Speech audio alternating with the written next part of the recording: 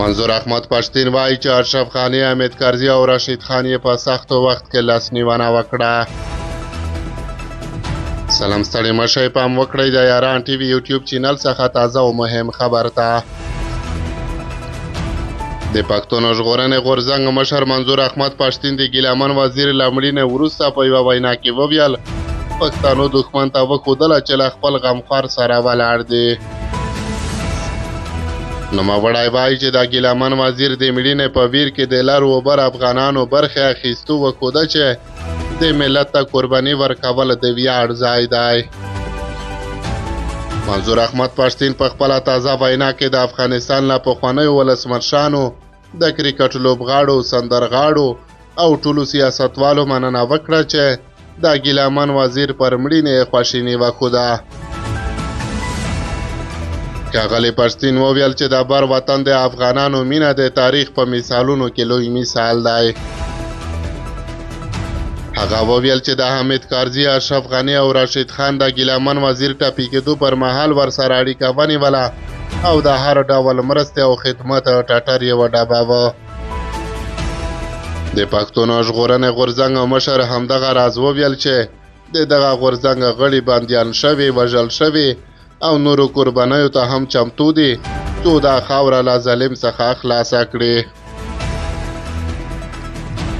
نوموړی پرته له دې چې د کوم طرف نوم واخلي وایي دښمن زموږ د نوم د ورکولو، ویشلو او ترمنځ مو د بې باورۍ د رامنځته کېدو هڅه کوي.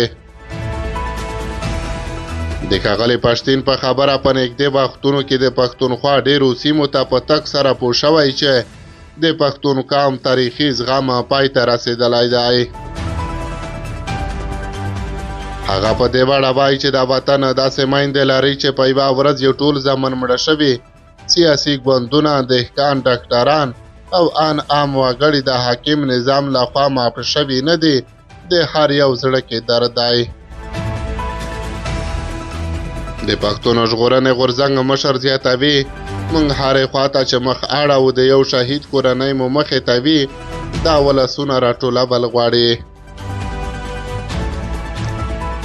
منظور احمد پښتين د ګیلامن وزیر د جنازې او فاتحې له مراسمو 3 ورځې وروسته د خپل فیسبوک پاڼې له لارې خلکو ته په وینا کې وویل چې د ګیلامن وزیر مور له دوی څخه غوښتي څو د پښتنو خاوره له ظلم او غلامۍ څخه وژغوري.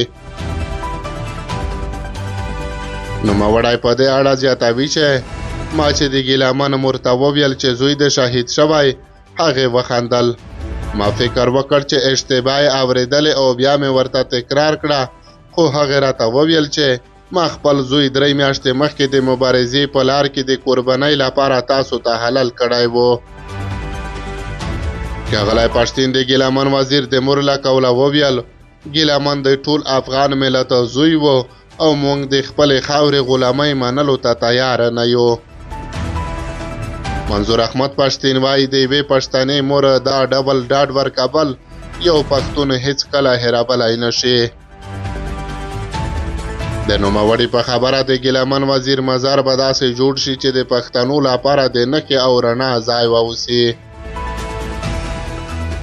د پښتون ژغورنې غورځنګ مشر همدغه راز په خپله وینا کې د ننګرهار ولایت د وروستیو طوفانونو او ورښتونو له امله پر اوښتې مرګ ژوبلې خواشیني څرګنده کړه او ویل چې په هر ډول ستونزو کې د افغان ملت ترڅنګ ولاړ دی.